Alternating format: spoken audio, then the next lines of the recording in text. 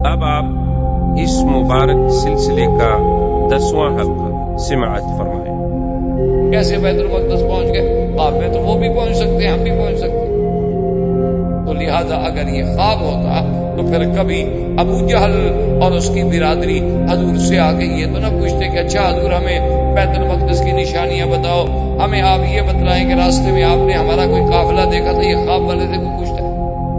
یہ تو اسی سے پوچھا جاتا ہے جو یہ کہے کہ جناب میں آج جدے گیا تھا اور میں ابھی جدے سے واپس آ رہا ہوں، تو اس سے آپ پوچھیں گے کہ بھائی راستے میں میری ایک گاڑی خراب تھی، وہ فلاں جگہ وہ آپ نے دیکھی تھی؟ وہ کہے گا پتہ نہیں یار میں نے شاید دیکھی تھی یا میں نے دیکھی تھی، یا کہے گا پتہ نہیں میں نے خیال نہیں کیا، میں گزر گیا۔ جب گیا ہو آیا ہو تو پوچھیں گے نا۔ اگر وہ کہے میں نے خواب میں جدہ دیکھا ہے تو اس سے آپ پوچھیں گے کہ راستے میں میری گاڑی کھڑی تھی وہ دیکھی تھی آپ نے؟ وہ کہتا ہے میں نے خواب دیکھا ہے، آپ راستے کی بات پوچھ رہے ہیں۔ تو کہتے ہیں کہ اگر یہ خواب ہوتا تو پھر کسی قسم کا آگے شور نہ۔ دو بات۔ اور تیسری دلیل ان کی یہ ہے، وہ کہتے ہیں کہ بی بی عائشہ کی حدیث جو ہے، اسی لیے میں نے عرض کیا تھا نا کہ جب بھی کسی امام کا قول پڑھے فوری طور پر اس کے بارے میں رائے نہ دیا کریں، یا تو آپ کو اللہ نے اتنا بڑا علم دیا ہو کہ آپ اس امام سے بھی بڑے ہو، پھر تو اس کے علم پر بحث کریں۔ اور اگر ہم پرائمری کے طالب العلم بھی نہ ہوں اور ایم اے کے سوالات حل کرنے شروع کر دیں تو پھر جو نتیجہ نکلے گا وہ ظاہر ہے۔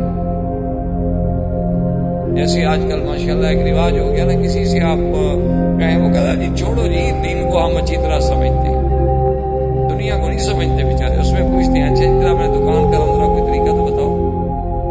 اس میں بیچارے ہر وقت محتاج ہیں سیکھنے کے، لیکن دین میں ماشاءاللہ سب سے طاقت۔ بہرحال وہ کہتے ہیں کہ جناب بات یہ ہے کہ سمجھے کہ بی بی عائشہ نے جو حدیث بیان فرمائی ہے، بی بی عائشہ سچ کہتی ہیں، اور سیدنا معاویہ نے جو حدیث بیان فرمائی وہ بھی سچ کہتے ہیں، کیونکہ نہ بی بی عائشہ جھوٹ بول سکتی ہیں نہ سیدنا معاویہ جھوٹ بول سکتے ہیں، وہ بھی دونوں سچے ہیں۔ کیا مطلب؟ انہوں نے کہا پہلے یہ دیکھو کہ بی بی عائشہ کی حدیث کے الفاظ یہ ہیں کہ میں نے اپنے بستر سے حضور کو جدا نہیں پایا، تو پہلے بی بی عائشہ حضور کے گھر بھی تو آئے نا، بیوی تو بنے، تبھی بستر پہ حضور لیٹیں گے نا۔ تو اس کی شادی بھی ہوئی ہے ہجرت کے بعد اور معراج ہوا ہجرت سے پہلے۔ جاری ہے بات کہ نہیں؟ بی بی عائشہ کی شادی ہوئی مدینہ منورہ میں، اور میرے آقا کا معراج ہے مکہ مکرمہ میں ہجرت سے 1.5 سال پہلے۔ تو بی بی عائشہ کا یہ کہنا اس کا مطلب ہے وہ کسی اور معراج کی بات کر رہی ہے۔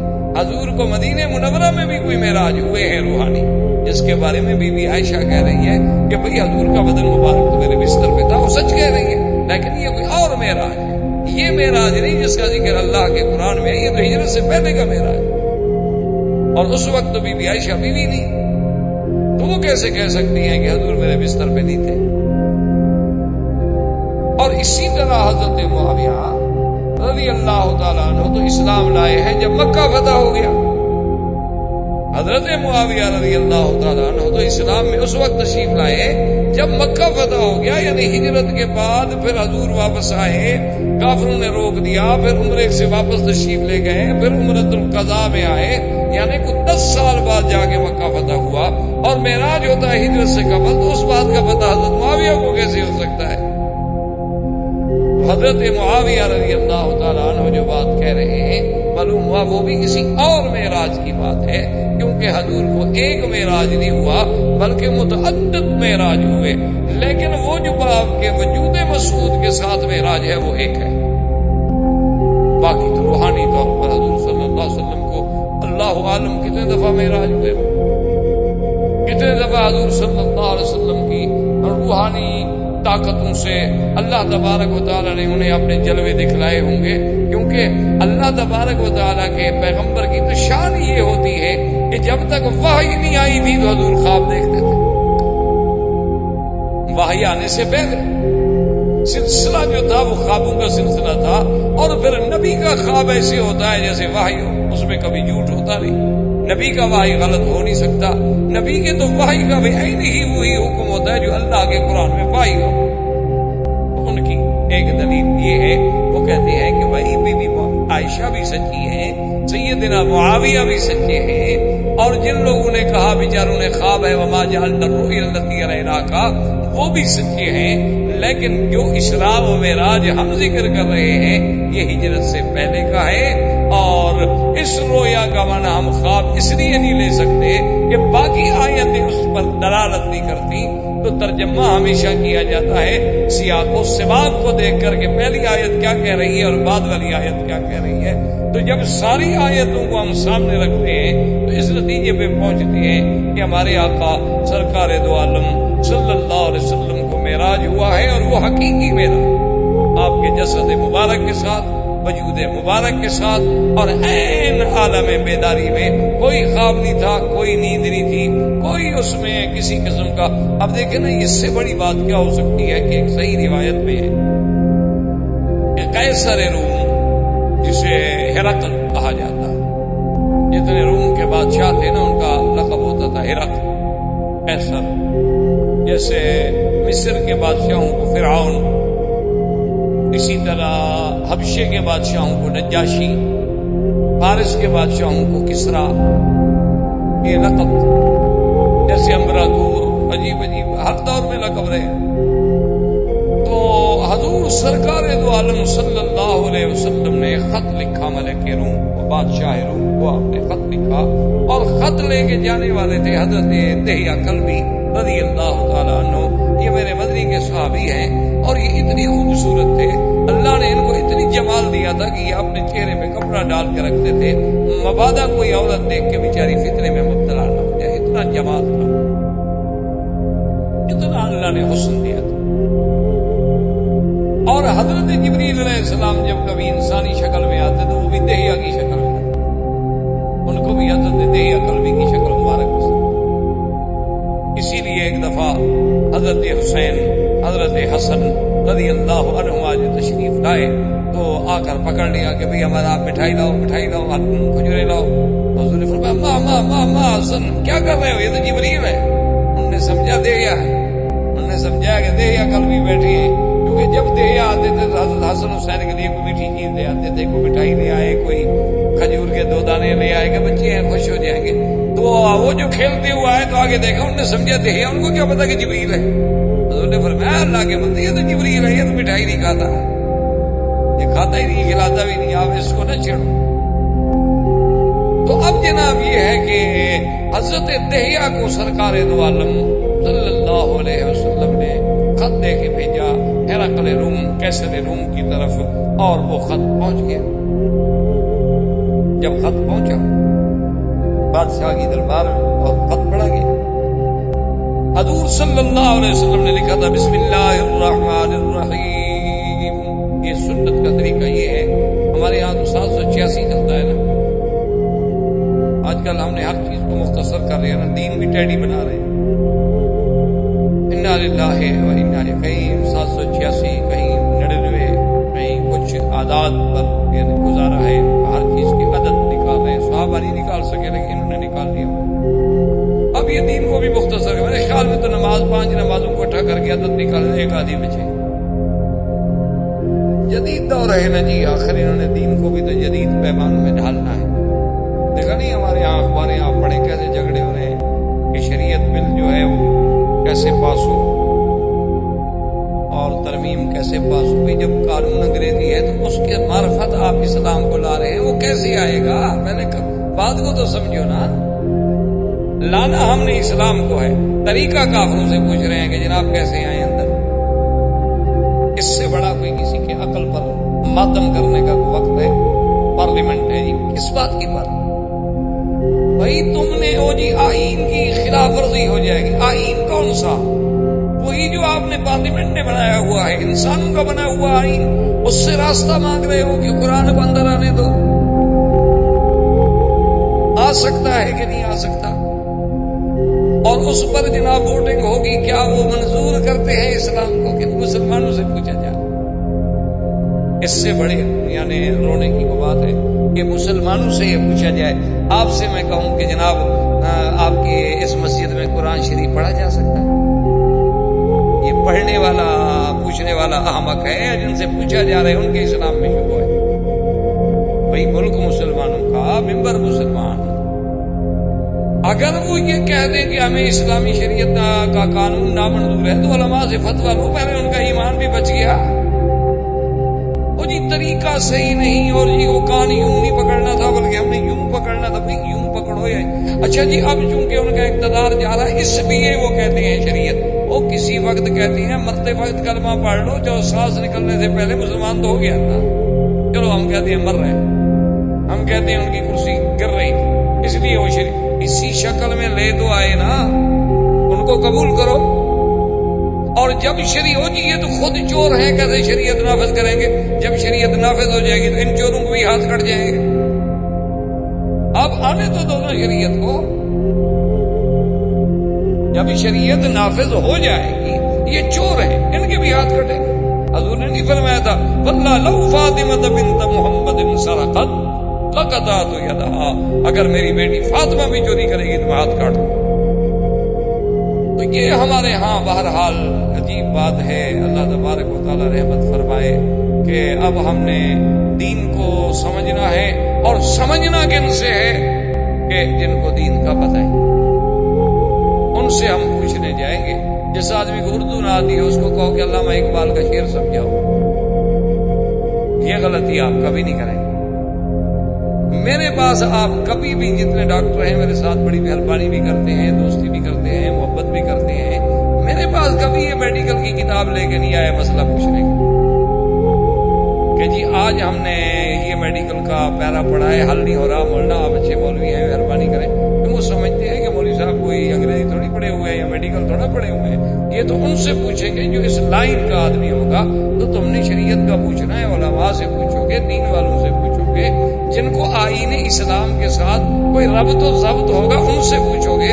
ان سے پوچھو بیچاروں کے جو اللہ معاف فرمائے ساری زندگی ان کی شراب میں گزر گئی، ان سے پوچھو کہ اسلام قبول ہے، وہ کیا کہیں؟ ان کو تو پتہ ہے اسلام قبول کریں گے، کوڑے نہ کہیں گے شام کو، پاگل ہیں وہ، ان کا دماغ خراب ہو گیا۔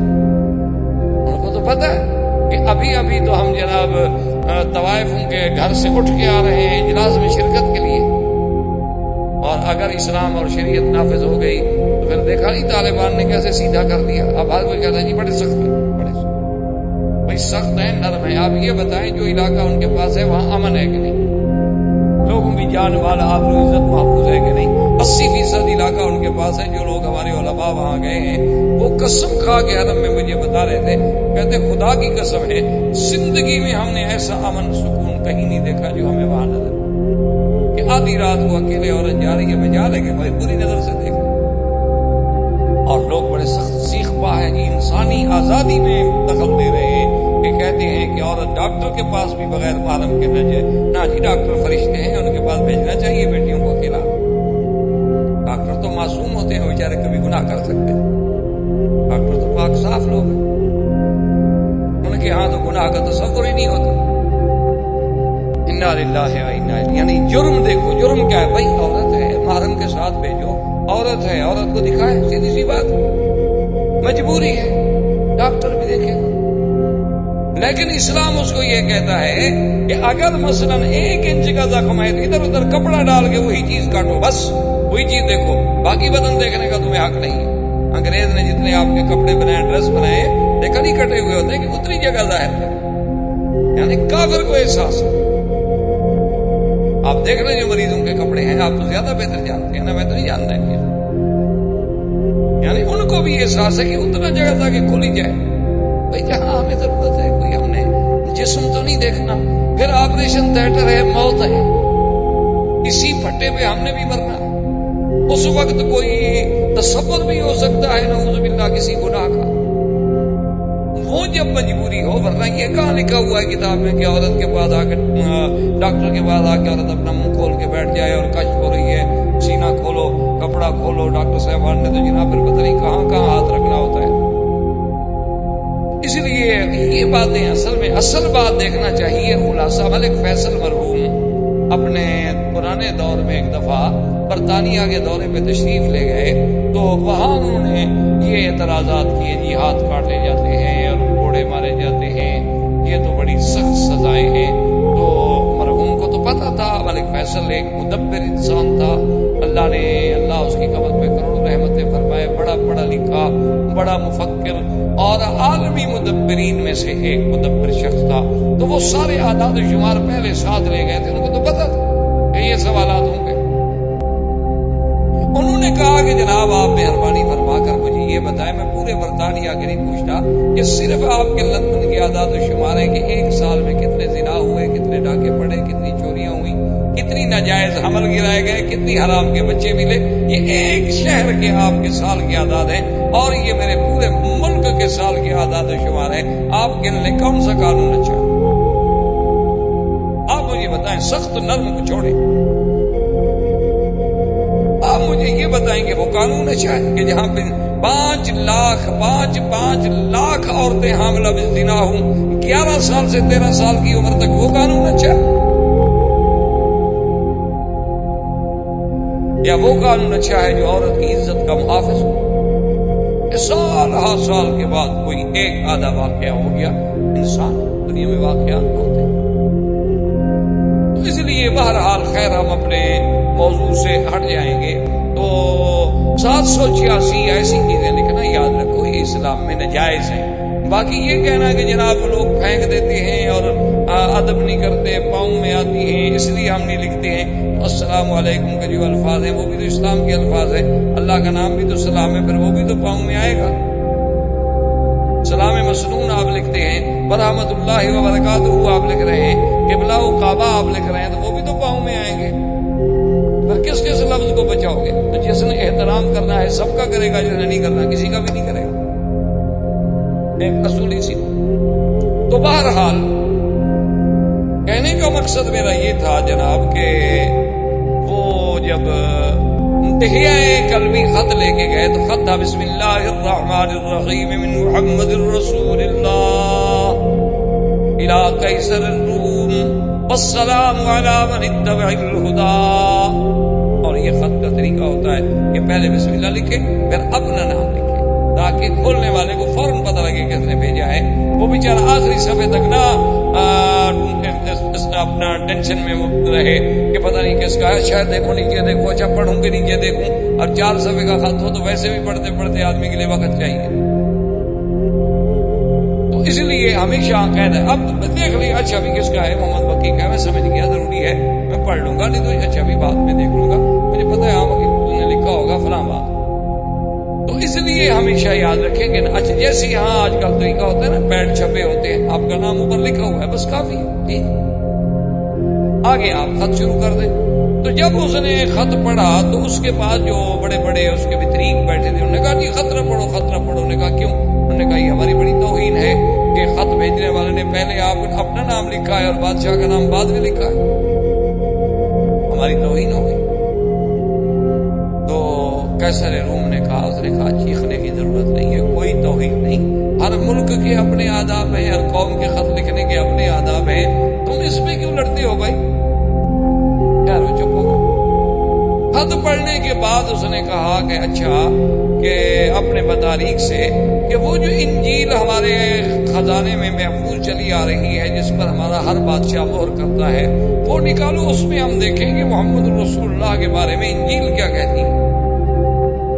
اب وہ جو تھے نا اس کے بطارقہ یعنی اس دور کے پادری یا مولوی جو بھی سمجھ لیں، انہوں نے کہا کہ نہیں اس کتاب کو تو نہ کھولیں، ان کو پتا تھا نا کہ کتاب کھل گئی تو پھر تو حقائق کھل جائیں گے اور ہم نے تو بادشاہ کو اندھیرے میں رکھا ہوا ہے، حق بات پر تو کوئی نہیں پہنچنے دیتا، اگر حق دکھا دیا جائے تو جھگڑا ختم ہو جائے، جھگڑے مٹ جائے۔ تو انہوں نے کہا جی اس کے تو کھولنے کو نہیں، اس نے کہا دیکھیں نا خط آیا ہے، وہ کہتا ہے میں اللہ کا رسول ہوں، تو ہمیں دیکھنا چاہیے، تحقیق کرنی چاہیے، پھر میں بادشاہ ہوں، میں ایسے جواب دے دوں بغیر تحقیق؟ انہوں نے کہا جی نہیں کتاب نہ کھولے، کتاب کھولے گی تو وصیت کی گئی ہے کہ اگر کتاب کھلی تو آپ کا ملک نہیں رہے گا، حکومت نہیں رہے گی، تخت و تاج لٹ جائے گا، یہ ہو جائے گا، وہ ہو جائے گا۔ انہوں نے کہا اچھا ایسا کرو کہ پتہ کرو کہ کوئی لوگ مکے والے ہیں، قافلے شام کے تجارت میں قافلے آئے ہوئے، اگر وہاں کے کچھ لوگ تو ان کو بلاؤ، ان سے کوئی تحقیق تو کرے نا کہ بھی محمد رسول اللہ صلی اللہ علیہ وسلم کون ہے۔ بلایا گیا تو ایک قافلہ آیا ہوا تھا ابی سفیان کی قیادت، ابی سفیان جو ہے حضور صلی اللہ علیہ وسلم کے قریبی، جب قافلہ آ گیا بیٹھ گیا، بادشاہ نے پوچھا ایکم اقرب نسبا، تم میں سے سب سے زیادہ اس شخص کے جس نے نبوت کا دعویٰ کیا ہے نسب میں کون قریب ہے؟ وقام ابو سفیان، ابو سفیان کہتے ہیں میں کھڑا ہو گیا، میں نے کہا انا اقرب نسبا، میں آپ کے نسب کے۔ انہوں نے کہا اچھا بتاؤ وہ کس خاندان سے؟ نے کہا جی بڑے اعلیٰ خاندان۔ انہوں نے کہا اچھا دوسرا سوال میرا یہ ہے کہ حضور پر ایمان لانے والے غریب ہیں یا امیر؟ اس نے کہا ایمان لانے والے جی تو سارے غریب ہیں جی، وہ تو سارے مزدور غلام عبد، بڑے لوگ تو کوئی بھی ان کے ساتھ نہیں ہے۔ انہوں نے کہا نبیوں کی شان یہی ہوتی ہے، ان کا ساتھ ہمیشہ غریب ہی دیتے ہیں، حق کا ساتھ غریب ہی دیتا ہے، حق کا ساتھ کبھی سرمایہ دار نہیں دیتا اللہ قریب۔ اچھا انہوں نے کہا کہ یہ بات بتاؤ جو لوگ ایک دفعہ مسلمان ہو جائیں اس کو چھوڑ بھی جاتے ہیں؟ انہوں نے کہا جی چھوڑتے نہیں ہیں، وہ اصل میں جادوگر ہے نا جی۔ انہوں نے کہا نہیں میں آپ سے یہ نہیں پوچھ رہا کہ جادوگر ہے یا نہیں، جو میں سوال کروں میرے سوال کا جواب۔ انہوں نے کہا جی بہرحال چھوڑتے ہیں۔ انہوں نے کہا کہتا کیا ہے؟ انہوں نے کہا یہ کہتا ہے کہ سارے خداؤں کو چھوڑ کے ایک خدا کو مانو۔ انہوں نے کہا بات تو ٹھیک ہے، عیسیٰ علیہ السلام بھی یہی کہتے تھے۔ اب ابو سفیان کہتا ہے میں تو اور پریشان ہو گیا کہ یہ تو اس کی کلام سے حضور پاک سے متاثر ہو رہا ہے، اور اگر کہیں روم کا بادشاہ مسلمان ہو گیا تو بات ہی ختم ہو گئی، ایک سپر پاور مسلمان ہو گئی۔ اس زمانے میں تو سپر پاور یہی تھی نا، فارس و روم۔ تو کہتے ہیں میں نے سوچا کہ اب میں کیا کروں، کوئی ایسی بات کروں کہ جس سے بادشاہ کے دل میں سرکار دو عالم صلی اللہ علیہ وسلم سے نفرت ہو جائے۔ یہ تو ہر بات میں کہہ رہا ہے کہ ہاں بالکل ٹھیک ہے، بالکل ٹھیک ہے، بالکل ٹھیک ہے، مجھے تو وہ سچا نبی معلوم ہوتا ہے۔ تو ابو سفیان نے کہا کہ بادشاہ سلامت ایک بات عجیب ہے، سنیں میں آپ کو بتاتا ہوں۔ انہوں نے کہا کیا؟ انہوں نے کہا جناب آپ بادشاہ ہیں، اللہ نے آپ کو بھی تو آخر عقل دیا ہے۔ وہ کہتا ہے کہ ایک رات میں مسجد الحرام سے آیا مسجد اقصی ایلیا، اور مسجد اقصی میں آنے کے بعد میں نے نماز پڑھائی، پھر میں آسمانوں پہ گیا، پہلا آسمان، دوسرا، تیسرا، چوتھا، پانچواں، چھٹا، ساتواں آسمان، پھر میں واپس آیا بیت المقدس، پھر بیت المقدس سے واپس آیا مکہ، تو ابھی رات نہیں گزری تھی۔ حضرت نے کہا یہ دیکھیں آپ بادشاہ ہیں، بلا ہو سکتا ہے کہ ایک مہینے کا سفر تو صرف بیت المقدس ہے، وہ ایک رات میں کیسے آگے واپس چلے گئے؟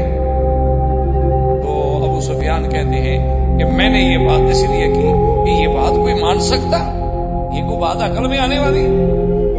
تو بادشاہ نے فوراً اپنے بطارقہ جتنے اس کے بڑے بڑے پادری بیٹھے تھے نا، ان کی طرف متوجہ ہوا اور کہا کہ بھئی تم بتاؤ یہ کیا بات ہے؟ ان میں ایک بڑا پادری تھا ان کا، جو سب کا استاد بھی تھا اور بڑا بھی تھا اور بڑا عالم بھی تھا دین نصارہ کا، وہ کھڑا ہو گیا۔ اس نے کہا بادشاہ سلامت اگر پوچھتے ہو تو سچی بات یہ ہے کہ جو کچھ یہ کہہ رہا ہے نا یہ بات ٹھیک ہے، اس رات کو میں بھی جانتا ہوں جس رات محمد رسول اللہ یہاں تشریف لائے۔ کہا تم کیسے جانتے؟ کیف علمت؟ من این علمت؟ من این علمت کہ ان محمد صلی اللہ علیہ وسلم قدم من المسجد الحرام الى المسجد الاقصی؟ اس نے کہا بادشاہ سلامت دراز رہوں، مسجد اقصی میں اس زمانے میں خادم تھا، امام تھا، خطیب تھا، اور یہ میری ذمہ داری میں شامل تھا کہ میں رات کو سارے مسجد کے دروازے بند کرا دوں، کیونکہ مسجد کے اندر تو خزانہ تھا، مسجد کے اندر تو ماشاءاللہ بڑے بڑے قیمتی چیزیں تھیں، اور رات کو عشاء کی عبادت کے بعد وہ مسجد جو ہے مکمل طور پہ بند کرا دی جاتی تھی تاکہ کسی قسم کا نقصان نہ ہو جائے، چوری نہ ہو جائے۔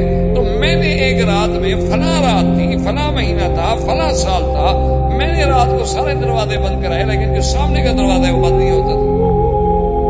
میں نے بڑا زور لگایا، میں نے سارے ساتھیوں کو جگایا بھی دروازہ بند نہیں ہو رہا، سب نے زور لگایا دروازہ ہلتا ہی نہیں اپنی جگہ سے۔ میں نے اسی وقت آدمی بھیج کے اس کاریگروں کو بلوایا جنہوں نے یہ کام کیا تھا اور جو بڑے ماہر تھے۔ میں نے کہا یہ عجیب بات ہے، اندر تو بڑا خزانہ ہے اور ہم کھلا ہوا کیسے چھوڑ دیں؟ بھئی یہ دروازہ نہیں بند ہو رہا، روز ہم دروازہ بند کرتے تھے، آج دروازہ بند نہیں ہوتا۔ انہوں نے بھی آگے زور لگایا، ادھر دیکھا، ادھر دیکھا، نیچے دیکھا، اوپر دیکھا۔ انہوں نے کہا کہ حضرت بات یہ ہے کہ یہ دروازہ آج رات تو بند نہیں ہو سکتا، معلوم یہ ہوتا ہے کہ اوپر کی دیوار جو ہے وہ سلپ کر کے اس کے اوپر بیٹھ گئی، تو وہ وزن اتنا بڑھ گیا ہے، اس کی وزن کی وجہ سے یہ نہیں ہل سکتا، اسی طرح رہے گا۔ صبح کو انشاءاللہ ہم اس کو وزن کو اٹھائیں گے اور دروازہ ٹھیک کریں گے، لیکن یہ رات میں ٹھیک نہیں ہو سکتا۔ میں نے کہا ابھی اب کیا کروں؟ میں نے کہا اچھا ٹھیک ہے، ابھی آپ لوگ چلے جائیں، میں پھر دروازے کے قریب سو جاتا ہوں، میری تو ذمہ داری ہے۔ میں دروازے کے قریب سو گیا، فغلبنی النوم، مجھے تو نیند آ گئی، پھر مجھے کوئی پتہ نہیں۔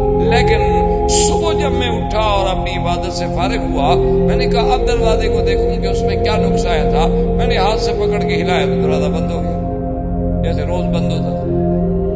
نہ بوجھ ہے، نہ دروازے میں کوئی رکاوٹ ہے، نہ دروازے میں کوئی چیز ہے۔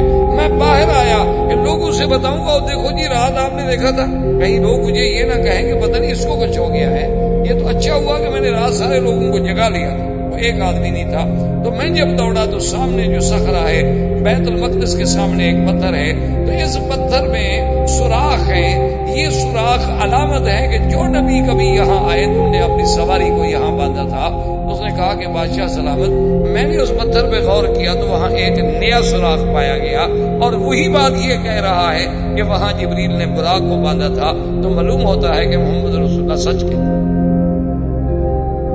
تو اب جناب ہرقل نے کہا کہ بالکل۔ اس نے کہا دیکھو میں تو پہلے کہہ رہا ہوں کہ ھذا النبی والذی بشر علی لسان عیسیٰ، یہ وہی پیغمبر ہے جس کی ہمیں عیسیٰ علیہ السلام نے خوشخبری دی تھی کہ ایک نبی آئے گا، ایک نبی آئے گا جس کا نام محمد مصطفیٰ ہوگا، جس کو اللہ نے قرآن میں بھی ذکر وَمُبَشِّرًا بِرَسُولٍ یَأْتِی مِن بَعْدِ اسْمُهُ احمد، کہ حضرت عیسیٰ ابن مریم نے خوشخبری دی کہ میرے بعد ایک نبی آئے گا جس کا نام احمد مصطفیٰ ہوگا۔ انہوں نے کہا یہ وہی ہے، اور کہنے لگا واللہ، بادشاہ کیسر کہتا ہے واللہ، مجھے خدا کی قسم ہے اگر میں اس جگہ ہوں جہاں وہ محمد مدنی موجود ہے تو میں تو ان کے پاؤں کو دھو کے وہ پانی پی لوں، میں تو ان کا خادم بن جاؤں، میں تو ان کا غلام بن جاؤں۔ بس یہ کہنا تھا کہ پوری کیبنٹ میں شور ہو گیا۔ انہوں نے سمجھا بادشاہ تو گیا، بادشاہ تو ہاتھ سے گیا۔ انہوں نے کہا یہ کیا ہے جی، آپ کیا کر رہے ہیں اور دین عیسیٰ کو آپ چھوڑ رہے۔ بادشاہ نے دیکھا کہ جب اپنے پر آئے سارے مخالف ہو گئے ہیں تو بادشاہ سمجھدار تھا، اس نے کہا کیا کر رہے ہو؟ میں تو تمہارا امتحان لینا چاہتا تھا کہ تم اپنے عقیدے پہ کتنے سچے قائم ہو۔ میں تو تمہارا امتحان کر رہی ہے، تھوڑا ہے کہ میں مسلمان ہو رہا ہوں یا میں نے محمد مصطفیٰ کا کلمہ پڑھ لیا ہے۔ میں تو صرف آزمائش کرنا چاہتا تھا اس کی تعریف کر کے کہ کیا تم اپنے دین پہ قائم رہتے ہو کہ بھٹک جاتے ہو۔ میں نے کہا اچھا غلطی ہو گئی۔ وخروا سجدا، سب سجدے میں گر گئے اور بادشاہ سلامت ہمیں معاف کر دیں، ہم نے بڑے سخت لفظ بھی کہے آپ کو۔ میں نے کہا نہیں کوئی بات نہیں۔ تو نے سوچا اپنی سلطنت بیچاری ہے تو پھر تو مجھے اسی دین پہ رہنا ہوگا، ورنہ یہ سارے مطارقہ اور سارے لوگ جو ہیں مخالف ہو جائیں گے تو پھر میری سلطنت قائم نہیں رہے گی۔ لیکن مقصد بیان کرنے کا یہ تھا کہ ان کو بھی یہ تصدیق کرنی پڑی کہ حضور کا معراج حقیقی تھا، سیر حقیقی تھی، اور حضور براق میں تشریف لے گئے۔ اگر خواب ہوتا یا صرف روحانی سفر ہوتا اس کے لیے نہ سواری کی ضرورت تھی، نہ وہاں جا کر سواری کو باندھنے کی ضرورت تھی، نہ دروازے کھلے رکھنے کی ضرورت تھی۔ روح تو کہیں بھی چلی جاتی ہے، آپ مکان بند کر لیں، بندہ مر جائے تو روح تو جاتی ہے، نکل جائے، اس کے لیے تو کوئی آپ کے دروازے کھولنے کی ضرورت پیش نہیں آتی۔ روح تو اتنی لطیف چیز ہے۔ اس لیے اب راجع قول یہ ہے جمہور کا کہ حضور سرکار دو عالم صلی اللہ علیہ وسلم کا اسراء بھی حق ہے، معراج بھی حق ہے، اور وہ ہوا بھی آپ کے وجود مسعود کے ساتھ ہے، جاگتے ہوئے خواب میں ہے۔ زندگی باقی تو انشاءاللہ بات باقی۔ اللہ تعالی عالم و علم ختم۔ برادران اسلام، محترم بھائیوں، عزیز نوجوانوں، جیسا الحمدللہ آپ کو علم ہے کہ ہمارا یہ سلسلہ دروس جو ہے وہ سیرت نبی صلی اللہ علیہ وسلم سے متعلق ہے، اور سیرت پاک کے ابتدائی احوال سے لے کر قبل بعثت اور زمانہ ولادت، زمانہ رضاعت، زمانہ شباب، زمانہ بعثت، زمانہ دعوت، معارضہ کفار، تعذیب مسلمین، ان تمام مراحل کو ہم الحمدللہ الحمدللہ سلسلہ وار بیان کر چکے ہیں، اور پچھلے درس میں بھی آپ کو یاد ہوگا کہ اسراء و معراج کے مسئلے پر ہمارا درس تھا، اور اس کا خلاصہ یہ ہے، میں نے عرض کیا تھا کہ علماء کا اختلاف ہے کہ حضور صلی اللہ علیہ وسلم کا یہ معراج مبارک جو ہے یہ روحانی ہے، یعنی یہ خواب تھا، یا یہ جسمانی ہے کہ حضور صلی اللہ علیہ وسلم کو عالم بیداری میں روح مع جسد کے ساتھ اسراء بھی اور معراج بھی ہوا۔ اس میں علماء کے اقوال میں نے عرض کیے تھے، سیدہ عائشہ صدیقہ رضی اللہ تعالیٰ عنہ کی حدیث عرض کی تھی، سیدنا معاویہ رضی اللہ تعالیٰ عنہ کی روایت اور ان کا قول اور ان کی تحقیق نقل کی تھی، اور اس کے بعد جمہور کا فیصلہ عرض کیا تھا کہ یہ بات اب متفق علیہ ہے جمہور کے نزدیک کہ حضور صلی اللہ علیہ وسلم کا معراج مبارک جو ہے وہ جسمانی ہے اور عالم بیداری میں ہوا ہے۔ وما جعلنا الرؤيا التي أريناك، تو رؤیا سے مراد رؤیا منام نہیں بلکہ رؤیا سے مراد رؤیا العین ہے کہ سرکار دو عالم صلی اللہ علیہ وسلم نے جاگتے ہوئے اپنے وجود مبارک کے ساتھ یہ سارا سفر طے فرمایا، اور یہ عظیم معجزہ ہے میرے پاک نبی صلی اللہ علیہ وسلم کا، کیونکہ آپ کے معجزات کی قسمیں ہیں، بعض معجزات علوی ہیں، بعض معجزات جو ہیں وہ عالم سماوات سے تعلق رکھتے ہیں، اور بعض عرضی ہیں جو عالم عرض سے تعلق رکھتے ہیں۔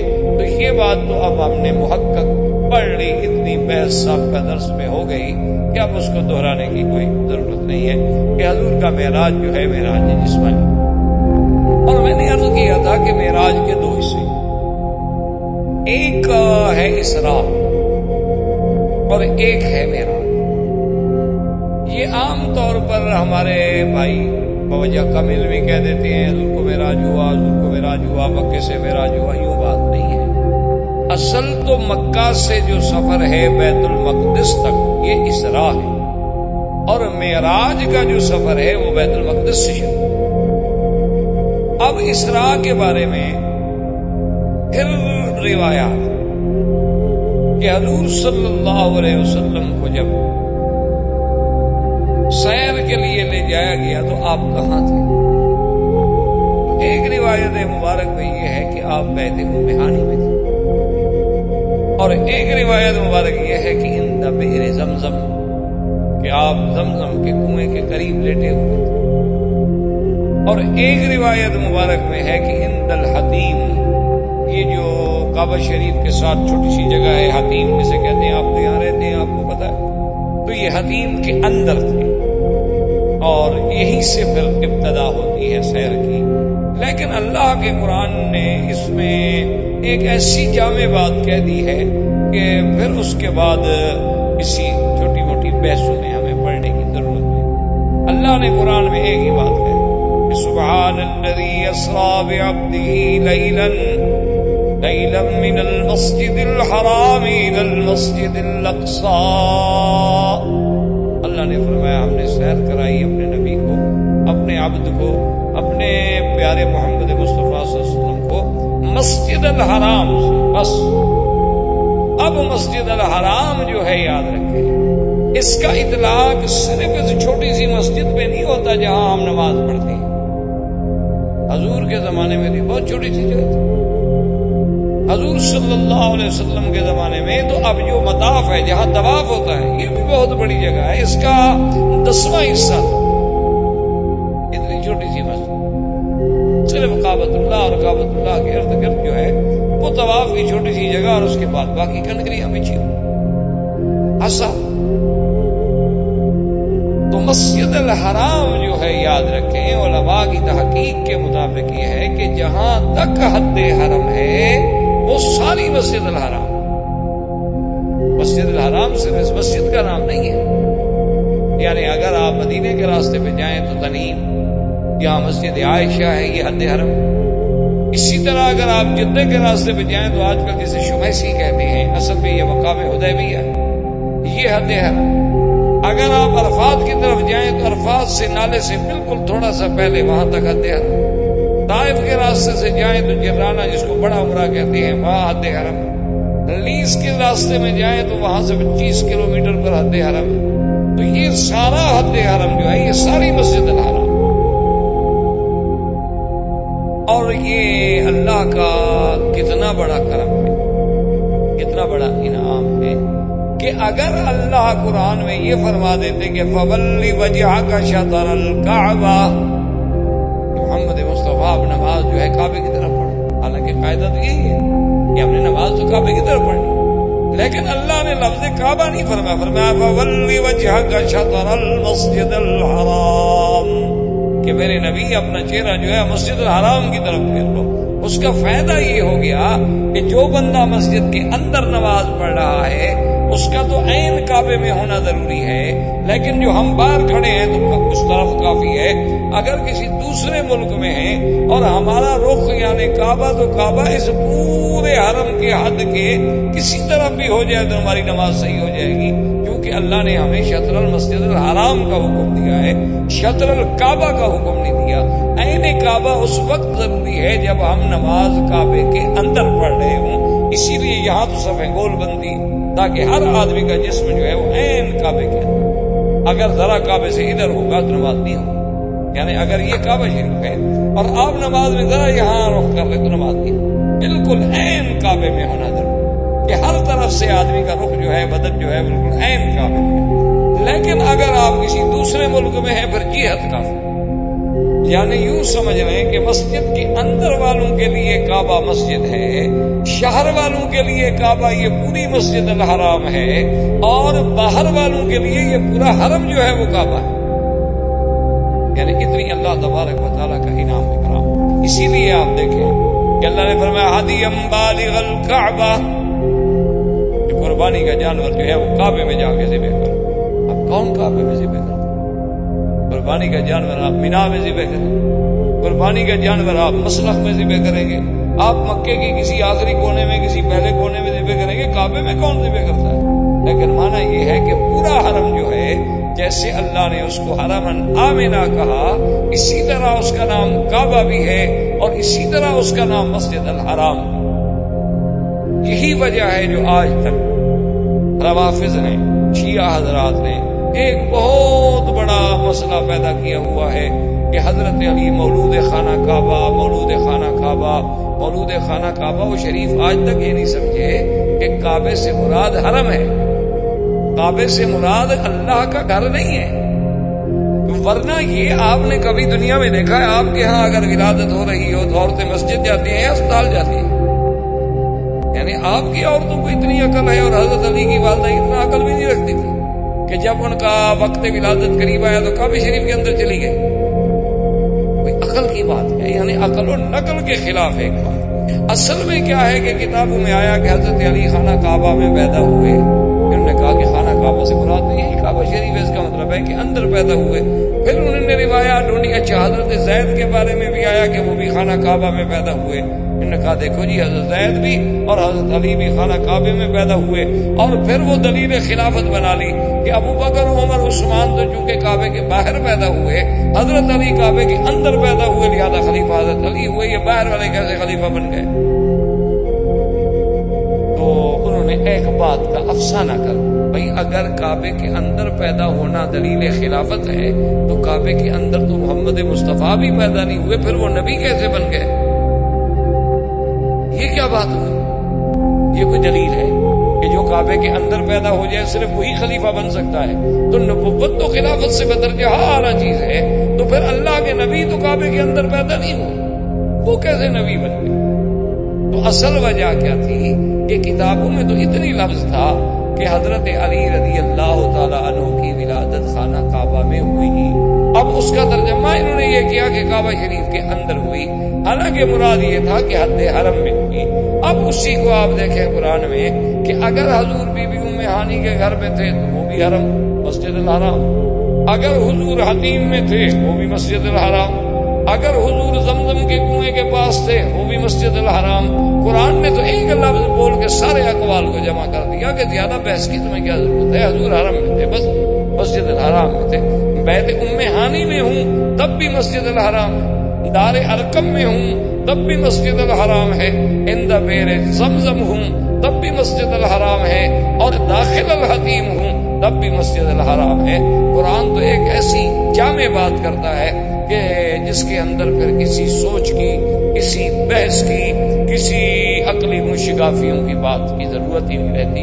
فرمایا اسرا بعبدہ لیلا من المسجد الحرام الى المسجد الاقصى. اب بعض علماء فرماتی ہیں کہ حضور پہلے بی بی ام ہانی کے گھر میں تھے. بی بی ام ہانی کے گھر سے اٹھ کر میرے بدری صلی اللہ علیہ وسلم حتیم میں تشریف لائے.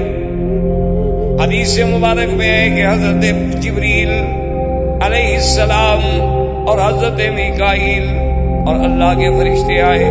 حضور لیٹے ہوئے اور ایسے عالم میں لیٹے ہوئے ہیں کہ ایک آدمی اس طرف لیٹا ہوا ہے اور ایک آدمی اس طرف. ایک فرشتے نے جبریل سے پوچھا کہ ایہم، کہ ان لیٹنے والوں میں سے وہ نبی کون جس کے لیے ہمیں بھیجا گیا ہے؟ تو اس نے کہا اوسطہم وخیرہم، کہ ان دو کے درمیان جو لیٹے ہیں وہ ہے محمد الرسول اللہ صلی اللہ علیہ وسلم. اب اللہ کے فرشتوں نے آ کے حضور صلی اللہ علیہ وسلم کو وہاں سے اٹھایا اور حضور فرماتے ہیں کہ میری کیفیت یہ تھی کہ میرا دل جاگ رہا تھا اور میری آنکھیں نیند کر رہی تھی.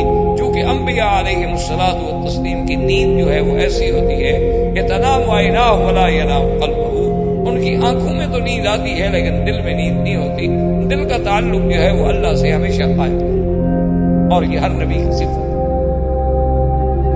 حضور سرکار دو عالم صلی اللہ علیہ وسلم فرماتے ہیں کہ اسی حالت میں وہ مجھے اٹھا کے زمزم کے قریب لائے اور پھر جبریل علیہ السلام نے میرے سینے مبارک کو میرے حلق سے لے کر الی لبتی، یہاں تک پورا میرا سینہ مبارک کھول. فجاء بطست من ذهب، ایک سونے کا بڑا تست تھا، وہ جبریل علیہ السلام کے ساتھ تھا. اب یہ یاد رکھ لیں کہ یہ سونے کا تست دنیا میں نہیں استعمال ہو رہا ہے، جنت سے آئی ہوئی چیز. ورنہ دنیا میں تو سونے کا استعمال مردوں کے لیے حرام ہے. وہ اللہ کے نبی کے لیے کیسے استعمال؟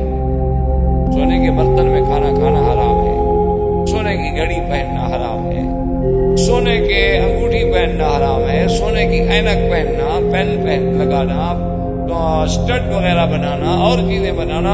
چونکہ حضور نے فرما دیا کہ ہذان حرامان علی ذکور امتی. حضور نے ایک ہاتھ میں سونا لے لیا، ایک ہاتھ میں ریشم کا کپڑا لے لیا اور فرما دیا کہ دونوں چیزیں جو میری امت کے برتن پر حرام. تو حضور کے لیے بھی سونے کا تست کیسے ہے؟ تو محدثین کرام نے فرمایا کہ پہلی بات تو یہ ہے کہ ابھی یہ سونے کی حلت و حرمت کے احکام بھی شروع نہیں ہوئے.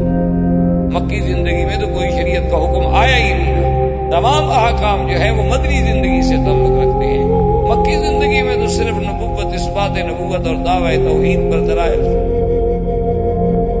اب جب وہ لایا گیا تو حضور فرماتے ہیں کہ میں دیکھ رہا ہوں کہ میرے قلب مبارک کو نکال کر مائے زمزم سے 3 دفعہ دھویا گیا.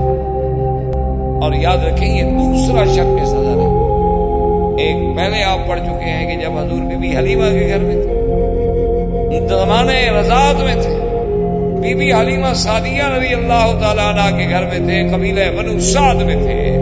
تو اس زمانے میں حضور صلی اللہ علیہ وسلم کا شق صدر ہوا تھا اور یہ شق صدر جو ہے دوسرا شق صدر ہے اور یہ شق صدر ہے شرح صدر ہے. ایک بات یاد رکھیں، شرح صدر علیحدہ چیز ہوتی ہے کہ اللہ کسی کے سینے کو بات سمجھنے کے لیے کھول دیتے ہیں اور ایک آدمی کو بات سمجھ نہیں آ رہی ہوتی.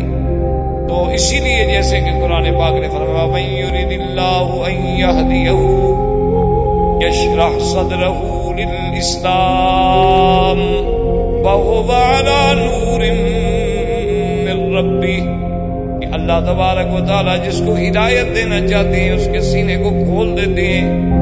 معلوم ایسے ہوتا ہے کہ اللہ کی طرف سے وہ ایک نور ایمان میں آ جاتا ہے، ہر چیز جیسے نور میں روشن ہو جاتی ہے. جب اللہ راضی ہوتا ہے تو اس کے سینے کو کھول دیتے ہیں، ہر بات اس کے سامنے روشن ہو جاتی ہے.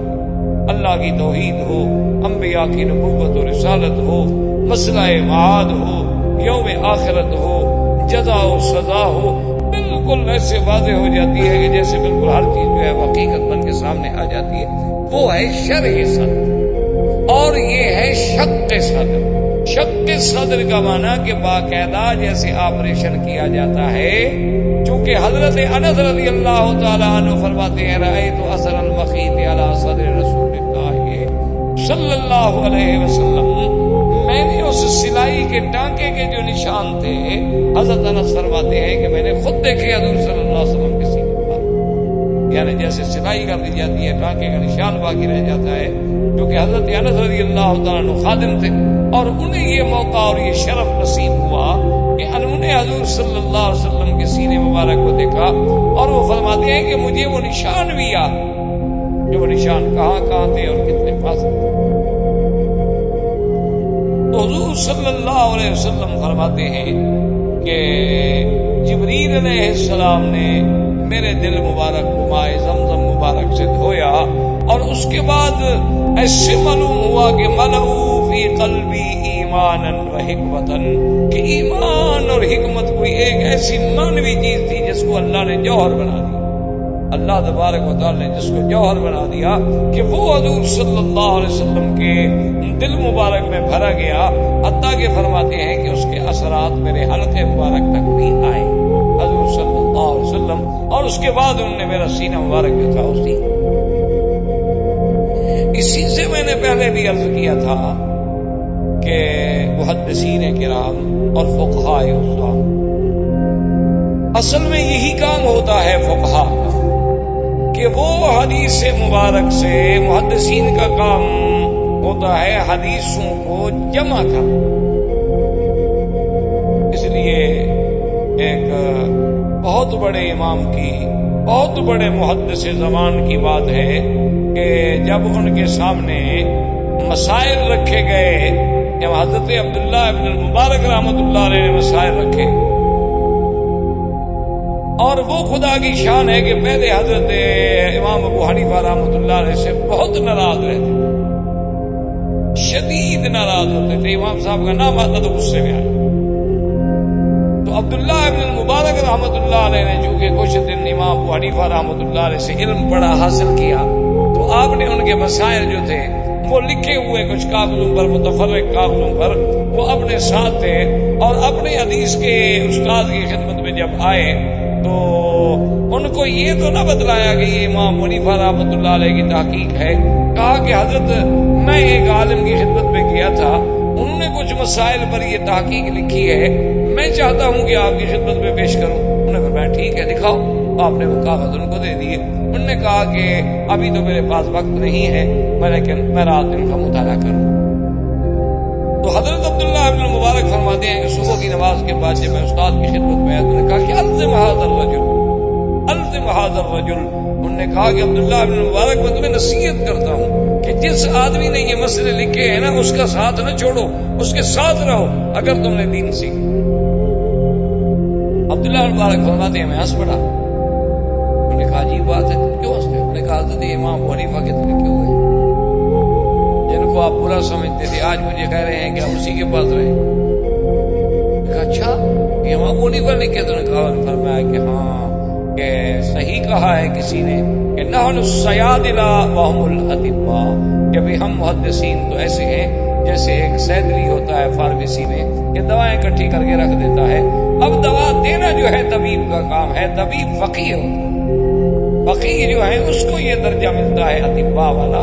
ہمارا کام تو صرف یہ ہے کہ ہم نے احادیث سے رسول مبارک جو ہے وہ جمع کر کے رکھ دی، لیکن اس حدیث سے مسئلہ کیا نکلتا ہے یہ فقیہ کا کام، یہ ہمارا کام. تو اب مسئلہ تو صرف اتنا تھا نا جی، اگر ایک عام آدمی، ایک میرے جیسا طالب علم حدیث پڑھتا تو وہ تو یہی پڑھتا کہ بھی حضور صلی اللہ علیہ وسلم کے سینے مبارک کو کھولا گیا اور آپ کے دل مبارک کو زمزم کے پانی سے دھویا، بس حدیث میں تو اتنا ہے.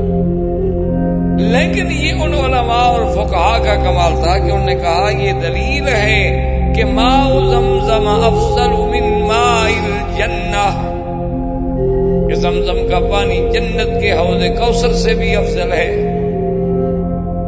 نے کہا یہ دلیل ہے کہ ورنہ جبریل علیہ السلام جب سارا سامان جنت سے لے آئے ہیں تو حوض کوثر سے پانی لانے میں جبریل تھک جاتا، یا جبریل علیہ السلام کو وہاں انہارے اربع جو ہیں جنت کے اندر 4 نہریں، اس میں سے کسی نہر کے پانی لانے میں کوئی تکلیف تھی تو وہاں سے پانی نہ لے آنا اور زمزم سے پانی لے کر دھونا دلیل تھی اس بات کی کہ چونکہ حضور کا دل مبارک تمام دنیا کے دلوں سے افضل تھا تو اس پانی سے غسل دینا ضروری ٹھہرایا گیا جو سب سے افضل۔ تو اب یہ مسائل جو ہیں یہ فقہا کا کام ہوتا ہے کہ حدیث تو آپ نے بھی پڑھی، میں نے بھی پڑھی، لیکن اس حدیث سے ما یستفاد منہ کہ اس حدیث سے ہمیں کیا کیا فائدہ ہوا، کیا کیا مسائل نکلے، وہ مسائل انہوں نے نکال دی۔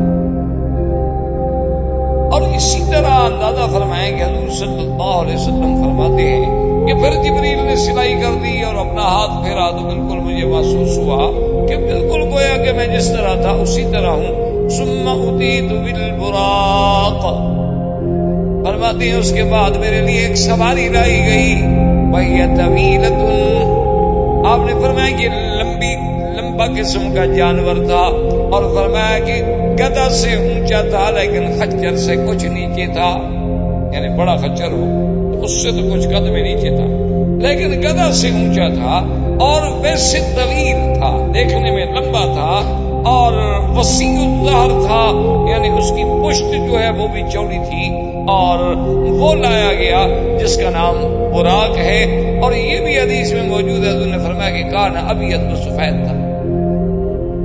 اب اسی طرح یاد رکھیں کہ بعض کتابوں میں یہ بھی آتا ہے کہ اللہ پاک نے جیسے قرآن میں ہے الذی خلق الموت والحیات، کہ وہ خدا بند قدوس جس نے موت کو بھی پیدا کیا ہے اور حیات کو بھی پیدا کیا۔ علماء نے فرمایا گویا موت بھی کوئی چیز ہے، کیونکہ موت اگر عدم محض ہوتی تو پیدا کرنے کا کیا معنی؟ پیدا تو کسی شے کو کرو گے نا جو ہو ہی نہ شے، تو کچھ نہ ہو تو کچھ، نہ ہو تو کچھ نہیں ہوتا نا۔ جب کوئی چیز ہوگی تو اسی کو پیدا کیا جاتا ہے۔ انہوں نے فرمایا کہ دراصل موت جو ہے وہ بھی کوئی چیز ہے، اس لیے ایک حدیث میں آتا ہے کہ موت جو ہے ان اللہ خلق فی صورت کبش، کہ ایک جیسے یعنی دمبا ہوتا ہے اس نر دمبے کی شکل میں اللہ نے موت کو پیدا کیا۔ وخلق الحیات فی صورت فرس انثی، اور اللہ نے حیات کو جو ہے ایک مادہ گھوڑی کی شکل میں پیدا کیا ہے۔ یعنی یہ دونوں چیزیں جو ہیں ان کو جب شکل دی گئی تو ایک کو شکل دی گئی کبش کی، دمبے کی، حتیٰ کہ حدیث پاک میں آتا ہے کہ جس دن جنت والے جنت میں پہنچ گئے، جہنم والے جہنم میں پہنچ گئے، جو مومن تھے ان کو اللہ نے جنت دے دی، تو اللہ تبارک و تعالیٰ خود سلام فرمائیں گے اہل جنت پر اور فرمائیں گے کہ هل وجدتم ما وعد ربكم حقا، اے جنت والو جو رب نے وعدہ کیا تھا وہ تمہیں پورا پورا مل گیا کہ نہیں؟ کہیں گے مولا بالکل الحمدللہ، اللہ تیرا کروڑ کروڑ شکر ہے، ہمیں تو جنت میں ایسی نعمتیں ملی ہیں کہ ہمارے عقل سے بھی بالا ہے، ہمارے فکر و نظر سے بھی۔ اللہ فرمائیں گے کہ اچھا اب دیکھو اب تمہارے سامنے ہم فیصلہ کرتے ہیں، ثم یجاء بالموت، پھر موت کو لایا جائے گا فی صورت کبش، کہ وہ اسی میڈے کی شکل میں ہوگی۔ اللہ حکم دیں گے فرشتوں کو کہ اس موت کو اب ذبح کر دو، موت کو ذبح کر دیا جائے گا۔ اللہ فرمائیں گے اب جنت والوں کو کہہ دو کہ لا موت بعدہ، اب کوئی موت نہیں، ہم نے موت کو ذبح کر دیا، ختم، اب پھر موت نہیں آئے گی اور تم ہمیشہ اب جنت میں رہو گے، حیات لا موت بعدہ، جس کے بعد کوئی موت نہیں۔ جہنم والے بھی ہمیشہ جہنم میں رہیں گے، اللہ یموت فیہا ولا یحیا، نہ ان پہ موت آئے گی، نہ مریں گے نہ جیئیں گے، لیکن مریں گے نہیں، کیوں موت تو مر گئی۔ تو اس لیے بعض علماء نے فرمایا کہ وہ حیات جو ہے جس کو اللہ نے ایک مادہ گھوڑی کی شکل میں پیدا کیا، اچھا اس کی صفت یہ تھی کہ لا یرکبھا الا الانبیاء او جبرائیل، کہ اس جانور پہ ما سوا نبی کے یا جبریل کے کوئی سواری بھی نہیں کر سکتا۔ وہ حیات جس کو حیات کو شکل دی گئی تھی، اس پر اگر سواری کر سکتے تھے تو صرف انبیاء علیہم السلام یا جبریل. اور اس کی شان کیا تھی کہ ما وضعت علی شیء الا احیت، کہ وہ سواری وہ جانور کی صفت یہ تھی کہ جس جگہ پر اس کا قدم آتا تھا وہ نیچے والی چیز اسی وقت زندہ ہو جاتی تھی. کوئی بوٹی ہے، کوئی گھاس ہے، کوئی چیز ہے، بس اس جانور نے قدم رکھا اور وہ فوراً، کیونکہ وہ تو حیات ہے. تو حیات جہاں آئے گی لازمی بات ہے کہ وہاں زندگی آئے گی.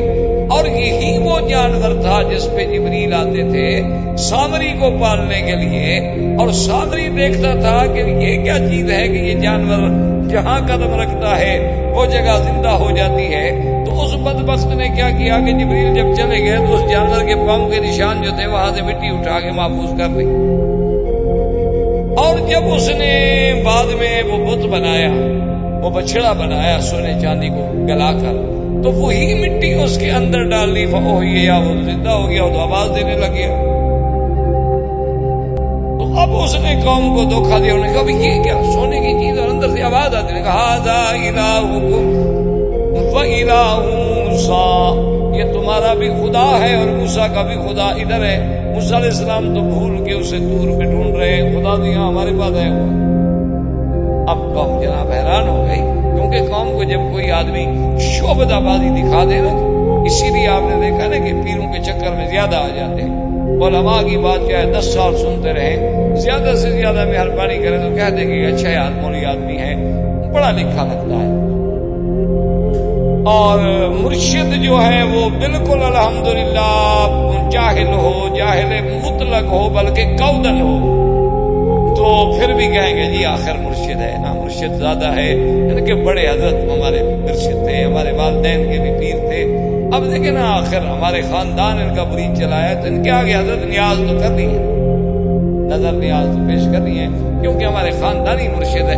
بھئی یہ تو بالکل جاہل. نے کہا جی جاہل ہو کچھ ہو کوئی بات نہیں، لیکن ہے تو بڑے بزرگوں کی اولاد ہے. وہ ایک مثل مشہور ہے نا کہ ایک آدمی گیا لکھنؤ. آپ لکھنؤ کو تو جانتے ہیں، اس میں شیعہ بڑے ہوتے تھے، اب بھی ہوتے ہوں. تو وہاں جناب اس کو ایک آدمی ٹرین میں جو اکٹھے ہو گئے تو آپس میں تعارف ہوا. اس نے پوچھا کہ سرکار آپ کا اس میں گرامی؟ نے کہا جی خاکسار کو تو قلب علی کہتے ہیں. لکھنوی لوگ بڑے نازک ہوتے ہیں، بڑے نازک مزاج ہوتے ہیں ماشاءاللہ. کیلا کھانے سے میرے دانت ہیلے جاتے ہیں، وہ ایسی نازک اللہ کی مخلوق ہے. ہم تو جاتے ہیں نا، ہمارے تو خیر دوست ہیں، ساتھی ہیں، اللہ انہیں خوش رکھے.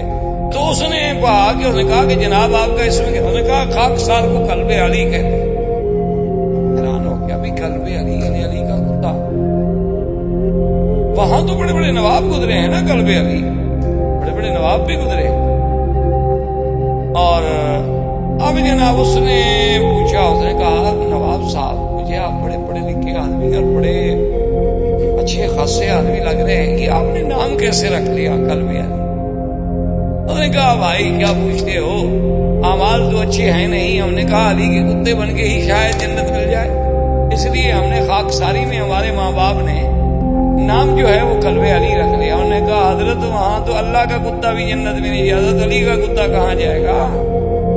اللہ میاں کا قانون وہاں اتنا سخت ہے کہ اللہ میاں اپنے کتے کو بھی وہاں جنت میں نہیں آنے دیتے، جو اللہ نے خود پیدا کیا ہے. تو علی کا کتا کیسے جنت میں جائے گا جب خدا کا کتا باہر کھڑا ہوا ہوگا؟ تو خیر اس بات کے بعد اب نواب صاحب کو خیال آیا کہ میں نے تو شریف سے نام نہیں پوچھا. انہوں نے کہا کہ بھائی آپ کا اس میں گرامی؟ انہوں نے کہا جی مجھے خنزیر اللہ کہتے ہیں. میں نے کہا جی یہ کیسا نام ہوا؟ انہوں نے کہا جی جیسے قلب علی ہوا. اب کتے کا علاج تو خنزیر ہی ہو سکتا ہے، اور کیا ہو سکتا ہے؟ میں کیا نام رکھوں آپ کا؟ یا تو آپ اپنا نام تبدیل فرمائیں، اگر آپ قلب علی رہیں گے تو مقابلے میں تو خنزیر ہی آ سکتا ہے. تو یہ بہرحال ایسی یعنی کہنے کی باتیں ہیں. اللہ تبارک و تعالی رحمت فرمائے کہ آدمی بس پیر ہے، پیر جو مرضی آئے کہتا چلا جائے. حالانکہ یہ بات نہیں ہوتی، حقائق حقائق ہوتے ہیں، ان کو کبھی تبدیل نہیں کیا جا سکتا. ان کو کبھی بدلا نہیں جا سکتا.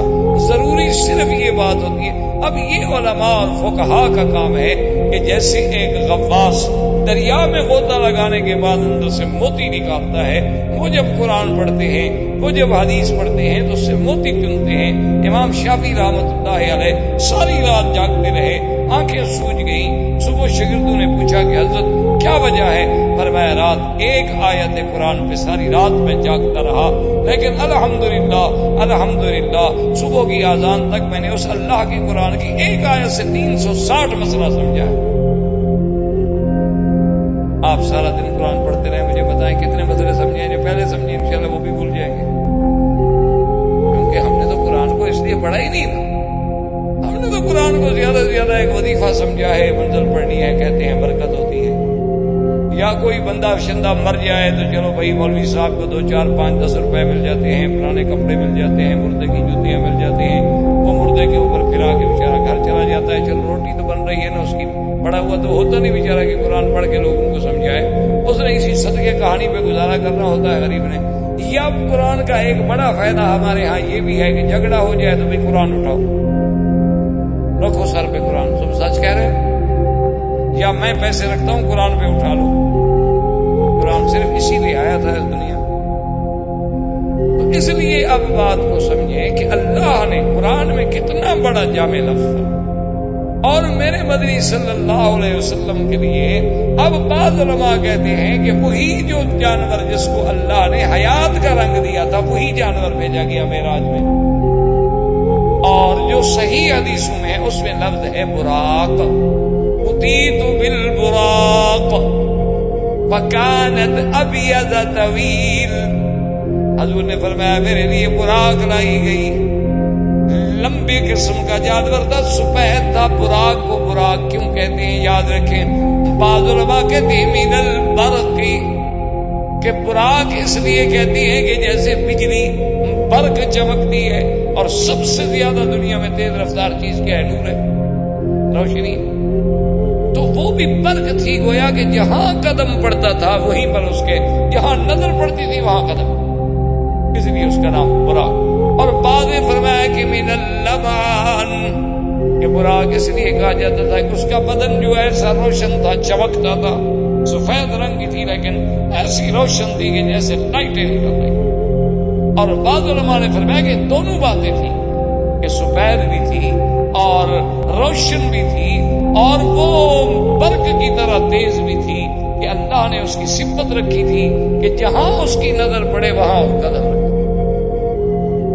اب حضور فرماتے ہیں کہ جب جبریل علیہ السلام مجھے لائے سوار ہونے کے لیے فشخص، کہ براق جو تھی نا اس نے کان کھڑے کیا تھا، سرکشی کرنے لگی. تو حضرت جبریل نے فرمایا کہ مارا کی بالی کی قبلہ مثل محمد صلی اللہ علیہ وسلم. تو حضرت جبریل نے فرمایا کہ براق یہ کیا کر رہی، تمہارے اوپر تو آج تک محمد مصطفیٰ جیسا سوار ہی نہیں.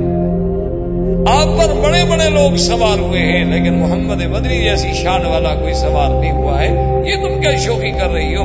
حضور فرماتے ہیں فعارکت، اس جانور کو پسینہ آ گیا، وہ پسینہ پسینہ ہو گئی اور گردن ڈال کے کھڑی ہو گئی، اور جبریل علیہ السلام نے مجھے اس براق پر بٹھا دیا. اب بعض روایات میں ہے کہ جبریل بھی حضور کے ساتھ اسی براق میں بیٹھ گئے، یعنی حضور آگے بیٹھ گئے اور جبریل پیچھے. اور بعض روایات میں ہے کہ جبریل الگ سواری پہ تھے، لیکن زیادہ قول علماء کے نزدیک یہی محقق ہے کہ ایک ہی سواری پر حضور صلی اللہ علیہ وسلم اور جبریل علیہ السلام چلے. حضور صلی اللہ علیہ وسلم فرماتے ہیں فَمَرَرْتُ بِمَوْضِعٍ فَأَمَرَنِي، میں ایک جگہ سے گزرا، جبریل نے مجھے کہا کہ حضور اترے، میں اترا. أَصَلِّ رَكَعَتَيْنِ، میں نے کہا حضور یہاں 2 رکعت. میں نے 2 رکعت نماز پڑھی، اس کے بعد میں پھر سوار ہو گیا. اس کے بعد پھر ہم آگے پہنچے فَأَمَرَنِي فَنَزَلْتُ فَصَلَّيْتُ رَكَعَتَيْنِ، اس نے پھر کہا حضور یہاں بھی اترے اور 2 رکعت پڑھی. میں نے 2 رکعت پڑھی. پھر ہم ایک اور جگہ پہ آئے، وہاں آنے کے بعد بھی جبریل نے مجھے کہا کہ حضور یہاں اترے اور 2 رکعت پڑھ لیں. میں نے اتر کے 2 رکعت پڑھ لی. اب میں نے پوچھا جبریل سے کہ یہ کیا مقام ہے کہ ہر جگہ مجھے کہتے اترو؟ وقال اول الطیبہ، وہ جو پہلی جگہ تھی میرا مدنی اس کا نام طیبہ ہے یعنی مدینہ منورہ، اور یہ مقام ہجرتی کا یا محمد، یہ وہ مقام ہے جہاں آپ نے ہجرت کر کے آنا ہے۔ تو لہذا اللہ تبارک و تعالیٰ کا حکم تھا کہ اس جگہ بھی حضور صلی اللہ علیہ وسلم کو، تو معلوم ہوا کہ اسرا کا سفر جو تھا وہ طریق یہی تھی، طریق الہجرہ بھی یہی تھی اور طریق المعراج بھی یہی تھی، یعنی حضور صلی اللہ علیہ وسلم جب شام گئے ہیں تو پہلے مدینہ اور مدینہ منورہ۔ اچھا خدا کی شان دیکھو، آج تک راستہ بھی وہی، آج تک بھی جو اچھا راستہ ہے اور صحیح راستہ ہے شام کو جانے کا، تو وہ لوگ اسی کو ترجیح دیتے ہیں کہ یہاں سے مدینہ جائیں گے، مدینہ سے پھر تبوک اور بدائن اور خیبر ہوتے ہوئے شام نکل جائیں گے، یعنی آج بھی وہی راستہ آسان سمجھا جاتا ہے، بجائے اس کے کہ آپ یہاں سے طائف جائیں، طائف سے ریاض جائیں، اس کے بجائے لوگ اسی کو ترجیح دیتے ہیں۔ اور اسی میں دو حکمتیں ہو گئی، ایک وہ کہتے ہیں کہ راستہ آسان بھی ہے، مختصر بھی ہے، اور دوسرا طریق اسراء رسول بھی ہے صلی اللہ علیہ وسلم۔ اور تیسری بات یہ ہے کہ آدمی کو مدینہ منورہ کی حاضری بھی نصیب ہو جاتی ہے اور واپسی پہ مدینہ منورہ کا عمرہ بھی نصیب ہو جاتا ہے، تو ایک سفر میں کئی نعمتیں۔ میں نے کہا اچھا جبریل وہ تو ٹھیک ہے، لیکن یہ دوسری جگہ کون سی تھی؟ فقال هو جبل الذي كلم الله به موسى، وہ پہاڑ تھا جس پہ اللہ نے موسیٰ علیہ السلام سے کلام فرمایا تھا، طور سینا۔ نے کہا اچھا ٹھیک ہے جبریل، لیکن یہ تیسری جگہ کون سی تھی جہاں میں نے نماز پڑھی؟ فقال بیت اللحم الذي ولد فيها عیسیٰ علیہ السلام۔ انہوں نے کہا حضور یہ وہ جگہ تھی جہاں حضرت عیسیٰ پیدا ہوئے۔ تو اللہ تبارک و تعالیٰ اس سفر میں آپ کو دکھانا چاہتے ہیں کہ آپ اپنی ہجرت کا مقام بھی دیکھیں، آپ طور سینا بھی دیکھیں، آپ مولد عیسیٰ بھی دیکھیں۔ حتیٰ کہ مسلم کی حدیث ہے، حضور فرماتے ہیں فَمَرَرْتُ فَإِذَا مُوسَىٰ قَائِمٌ يُصَلِّي فِي قَبْرِهِ، اس کے بعد میں ایک مقام سے گزرا، میں کیا دیکھتا ہوں کہ حضرت موسیٰ علیہ السلام اپنی قبر میں کھڑے نماز پڑھ رہے ہیں۔ حتیٰ کہ ایک روایت میں یہ بھی آتا ہے کہ حضور پاک نے صحابہ سے فرمایا کہ اگر مجھے کوئی آج بھی اس جگہ لے جائے تو میں وہ جگہ پہچان سکتا ہوں، عند الکثیب الاحمر، کہ وہاں سرخ ریت کا ٹیلا ہے، اس کے قریب ہی قبر تھی حضرت موسیٰ علیہ السلام کی، اور اللہ نے مجھے دکھایا کہ آپ کھڑے ہیں اور نماز پڑھ۔ اس کے بعد حضور صلی اللہ علیہ وسلم فرماتے ہیں کہ پھر ہم چل پڑے تو آواز آئی دائیں سے کہ ٹھہرے ٹھہرے محمد مصطفیٰ صلی اللہ علیہ وسلم، ٹھہرے ٹھہرے ٹھہرے۔ جبریل نے کہا چلیں حضور چلیں، حضور توجہ نہ کریں، تو حضور چل پڑے۔ تھوڑی دیر گزری، حضور فرماتے ہیں کہ بائیں سے آواز آئی یا محمد یا محمد یا محمد صلی اللہ علیہ وسلم، تو جبریل نے کہا حضور امزے چلیں چلیں چلیں چلیں۔ حضور نے فرمایا کہ اس کے بعد میں نے دیکھا کہ امرأۃ حسنہ، ایک بڑی خوبصورت عورت ہے، اتنا جمال کہ کسی کی مجال ہے کہ اس سے نظر اٹھا لے، لیکن میں نے اپنی نظریں نیچی کر لی اور جبریل نے کہا حمزہ یا رسول اللہ، حمزہ چلے چلے چلے چلے آگے۔ میں نے کہا جبریل آخر یہ کون تھے پکارنے؟ اس نے کہا حضور اگر آپ دائیں والے کی طرف چلے جاتے نا، وہ یہود تھے، تو آپ کی امت جو ہے وہ یہودیت میں کھو جائے، اگر آپ بائیں کی بات سن لیتے تو آپ کی امت نصرانیت میں غرق۔ اور سامنے جو عورت تھی اس کی مثال دنیا ہے کہ دنیا کے اندر بھی اسی طرح کشش ہے کہ آدمی اپنے والدین کو، بیوی کو، بچوں کو، گھر کو، وطن کو چھوڑ کے دوسرے ملکوں میں بیٹھا ہوا ہے، کیوں؟ پیسہ۔ ورنہ عبادت کا شوق ہوتا تو آج سے 30 سال پہلے لوگ آ جاتے۔ یعنی آج بھی اگر آپ مکہ مدینہ کی تاریخ اٹھا کے دیکھ لیں، میں یہ بات دعوے سے آپ کو کہتا ہوں کہ جو لوگ آج سے 30 سال پہلے آئے تھے وہ تو واقعی مکہ مدینے کے لیے آئے تھے، لیکن جو 30 سال کے بعد آئے ہیں نا، وہ الحمدللہ ڈالر کے لیے، پیٹرول کے لیے، دولت کے لیے، گاڑیاں، کاریں، ایئر کنڈیشن، الا قلیل من کے بعد یہ شکور، بہت تھوڑے اب بھی ہوں گے جن کا مقصد اللہ کا حرم ہوگا، ورنہ غالب اکثریت جو ہے، ورنہ حضرت کون باتیں سہتا ہے بھلا کسی کی؟ صرف یہی دولت ہے جس نے آدمی کو جھکایا ہوا، مجبور کیا ہوا۔ اچھا اللہ کی شان یہ ہے کہ لوگ بڑے خوش ہوتے ہیں، اب ان کا پیٹرول ختم ہو گیا، اب یہ مقروض ہو گئے، اب یہ ڈوب گئے۔ اللہ کی شان ہے ابھی ایک نیا فیصلہ ہوا کہ ان کی ریت بکے گی۔ ریت جو پورا سارا اعظم جو پڑا ہے نا جی، اس کی پتہ ہے کتنا قیمت طے ہوئی ہے؟ اس کی قیمت تقریباً ہو رہی ہے کوئی سودا شاید جو ہے 3 کھرب ٹریلین ڈالرز میں سودا ہوگا۔ اللہ نے کہا تم قرآن نہ چھوڑو، فکر نہ کرو، ہمیں ریت کو سونا بنا دیں گے، کیا فرق پڑتا ہے؟ یہ کیا فرق پڑتا ہے؟ تمہیں کون لوٹ سکتا ہے؟ تم نے جب تک میرے قرآن کو نہ چھوڑا کوئی فرق نہیں پڑتا ہے۔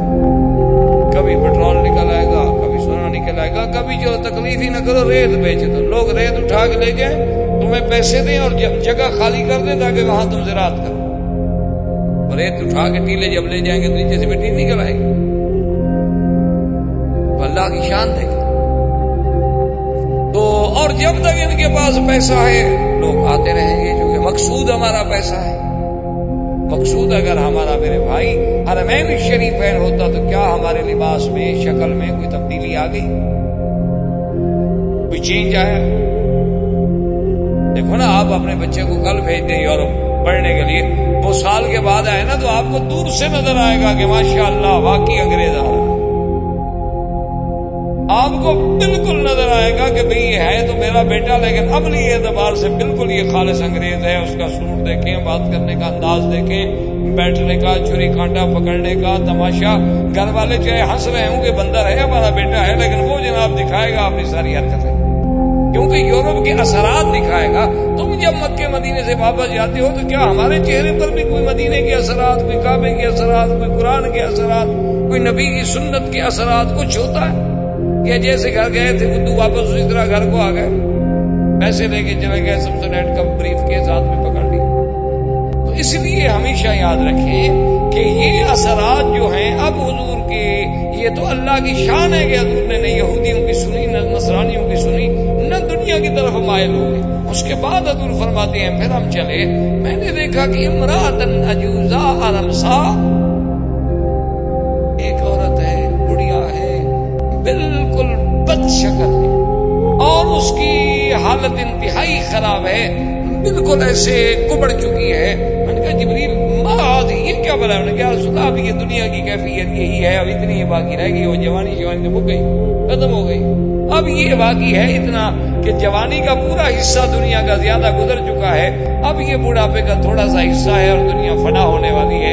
اللہ نے آپ کو دنیا کی فنا کا آخری منظر جو ہے وہ بھی اپنی آنکھوں سے دکھلایا۔ حضور نے فرمایا صلی اللہ علیہ وسلم کہ میں آگے بڑھا، میں نے دیکھا کہ ایک قوم ہے اور ان کے سامنے ایک اعلیٰ قسم کا لذیذ شہی رائحۃ طیبہ، عجیب بہترین خوشبو والا طعام موجود ہے اور انواع و اقسام کے طعام ہے، اور ایک طرف ایسا طعام ہے فرمایا خبیثۃ الرائحہ، بدبودار ہے، گندا ہے، شکل دیکھتے ہوئے بھی آدمی کو الٹی آتی ہے، لیکن وہ اس اچھے طعام کو چھوڑ کے اسی گندے کو کھا رہے ہیں۔ جبریل بناؤ، یہ کون پاگل کہ اتنی اچھی نعمت ہے، اتنا اچھا طعام، اس کو چھوڑنے کے بعد وہ یہ خبیث طعام کو کھا رہے ہیں جس کی بدبو اتنی دور تک ہمیں ستا رہی ہے، یہ کیا بات ہے؟ تو جبریل نے فرمایا یا رسول اللہ ہؤلاء زنات قومک، میرا بدری یہ تیری امت کے وہ زانی لوگ ہیں جو اپنی بیویوں کو چھوڑ کے گندی عورتوں کے پیچھے بھاگتے ہیں۔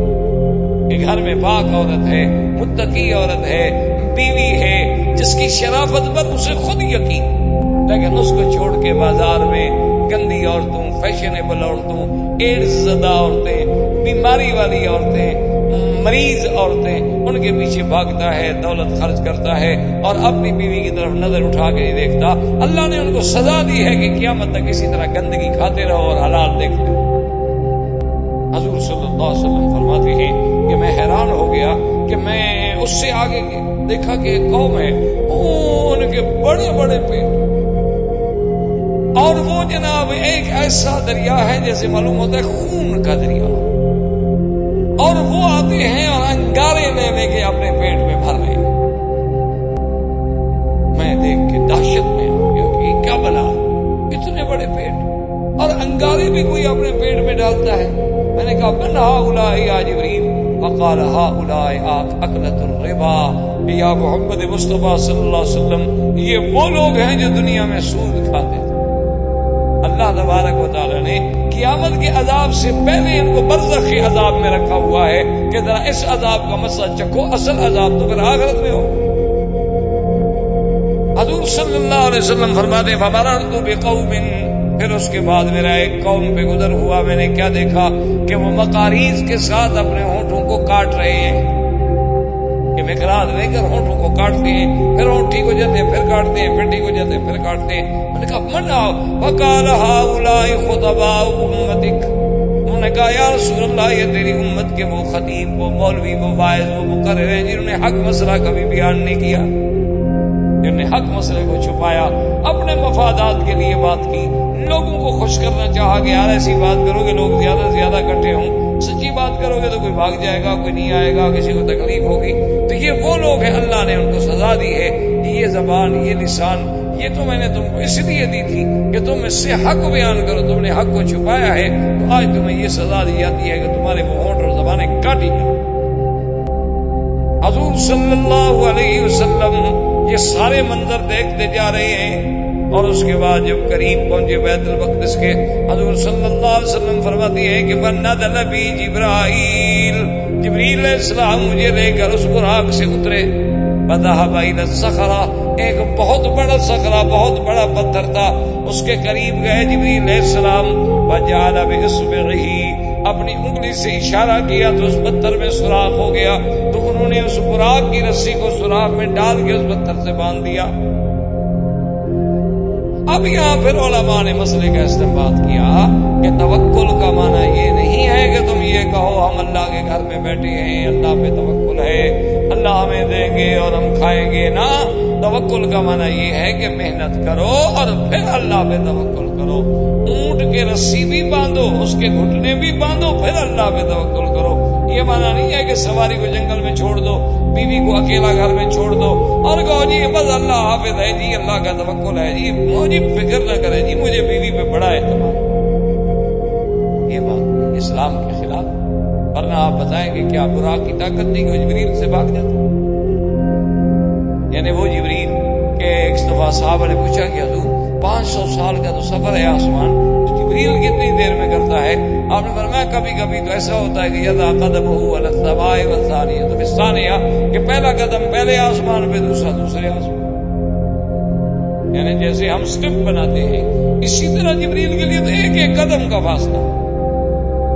تو جس آدمی کے لیے ایک آسمان سے دوسرا آسمان ایک قدم کا فاصلہ ہو، اسی طرح بعض روایات کتب متقدمہ میں آتا ہے کہ جبریل علیہ السلام سے ایک اللہ کے نبی نے پوچھا کہ جبریل تم کتنی جلدی آسمانوں سے زمین پہ آ جاتے ہو؟